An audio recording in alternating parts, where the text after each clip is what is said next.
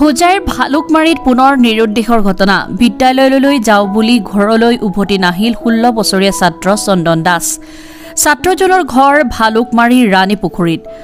29 এপ্ৰিলৰ পুৱা 8 মান বজাত বিদ্যালয়লৈ যাওঁ বুলি ওলাই গৈছিল আৰু কিন্তু বিদ্যালয় ছুটিৰ সময় পাৰ হৈ যোৱাৰ পিছতো চন্দন নিজ ঘৰলৈ উভতি নাহিল।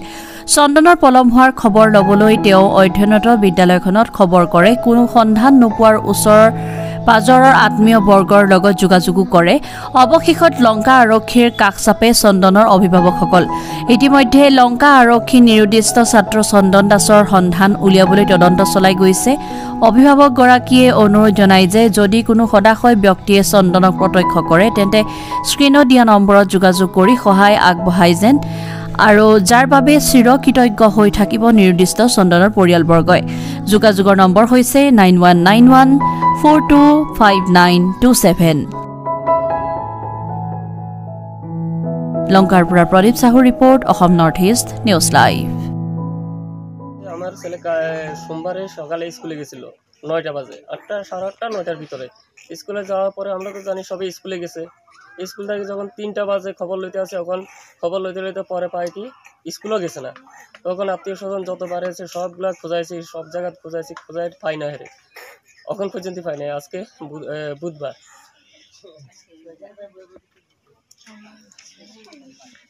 থানাত কিবা জনাইছিলে নেকি? হ্যাঁ, থানাতো দিছো। থানাত এজাহার দিয়ার পিছত কি গলা আরক্ষী? থানাত কাগজটা রাখছে, কাগজটা রাখি হেরা আর কিছু কইছে আমরা পরে দেখবো, এটা ওইটাই কইছে। ল'ৰাটো পঢ়ি আছে নেকি? পড়ে আছে ক্লাস 9ত। এটা ঘৰৰ পৰা নিৰুদ্দেশ হ'ল ন? হ্যাঁ।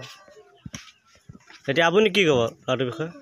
ওখানে আমি কইতাছি আমার ছেলেটা ভাই বোন মাসে যতগুলা যারে সবে যেখানে পাইলে খালি আমি কন্ট্যাক্ট নম্বর দিয়ে দিছি, আমার এই কন্ট্যাক্ট নম্বরে যোগাযোগ করা। আর যদি নাইলে কোনো যদি লোকাল থানা থাকে লোকাল থানাত জমা দিয়ে দিলে। কিছু হয় নাই। এই সকালে তার বাবাই যাইতে মানা করছে, কইছে বাবা আজ স্কুল যাইস না, তোর মার লগে বেগুন খেতে পাতাটা ভাঙ্গি দে। তো হে কইছে হইব বাবা, আমি যাবো না, মার লগে পাতা ভাঙ্গি দিমু। তারপরে হের বাপ গেছে আর কইছে মা আমার আজকে ফর্ম জমা দিতে লাগবে স্কুলে, মাস্টার না তো আমার আর লইব না। তো আমি কইছি তোলে যা, তোর বাবা এলে আমি বুঝাই দিমু, কমে হের স্কুলের ফর্ম দিছে না, ওখান জমা দিতে লাগবে। তো হে গেছে কই, আর তা কই যা সারাদিন তো স্কুলে, আর তো 3:30 বাজে আর কই সব চলে আইছে, এখন স্কুল থেকে আইয়ে না কি লাগি। ওই লগের একটা জিজ্ঞে হেই আজকে সারাদিন স্কুলেই গেছে না। ইয়ার পরে সবের ইষ্ট কুটুম বাড়ি জিজ্ঞাসি, মার বাড়ি বোনের বাড়ি সবের বাড়ি জিজ্ঞাসি, কেউ কোথায় গেছে না। ওখান কই গেছে এটা আজকে 2 দিন হয়ে গেছে। ল'ৰাটো কেতিয়া হেৰালে?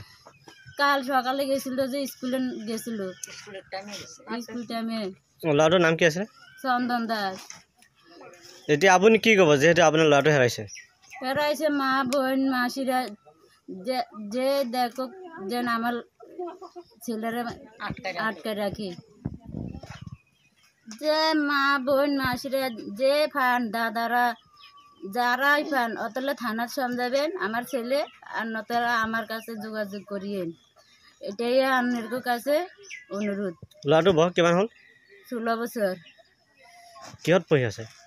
ক্লাস 9। ল'ৰাটোক কোনোবাই ভবাভুকি দিছে নেকি? না, বকাবকি করা নাই। সকালে মাল উঠাইছে, হে হাসি ভাসিয়ে মাল উঠাইছে, সবার লগে কথা টথা কইয়া মাল উঠাইছিল। কাৰোবাৰ ওপৰত সন্দেহ হৈছে নেকি? না।